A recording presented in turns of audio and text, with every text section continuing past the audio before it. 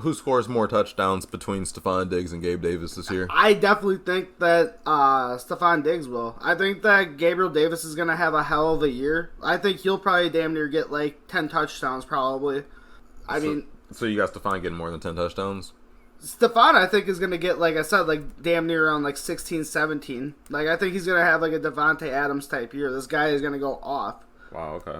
Like, I don't know, man. Like, it just seems like this is the least amount of, like, true competition that he's had, like, as, like, I don't know. Like, and he's also separating himself. And Josh Allen and him have so much more of a connection, I feel like.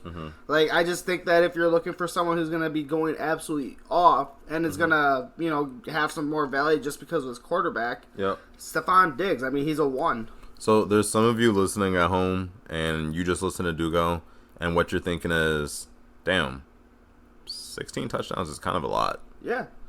Last year, Stefon Diggs had 10 touchdowns off 163 targets, had about 103 catches. But that is an important statistic because it tells you that he's going to get all the opportunity in the world. And so if he continues to see that heavy target load, we all know that he finished last year as wide receiver 8, and we're all kind of down on Stefon Diggs a little bit. Like, people were kind of doubting him, saying, like, is he really who we think he is? We consider that a down year. I think he's aware of that. I think that he wants to see a leap in statistics. I think he wants to be respected, and he wants to be taken seriously and be considered on the same platform as a Cooper Kupp, Justin Jefferson. Names keep going. I expect for him to obviously lead this Buffalo Bills wide receiver room in all statistical categories. But Gabe Davis is somebody who a lot of you probably went out and got in like the 6th, 7th, 8th round in your fantasy drafts. Not a terrible value there at all. But a lot of his value is going to come off of touchdowns. Like, that's kind of what we've seen historically. I don't know if he's the kind of guy who's going to be like a PPR monster, but he'll have his big plays. Better standard league play than PPR play, in my opinion. Yeah, I'd probably agree with that. I think he's going to have obviously incline roll from last year.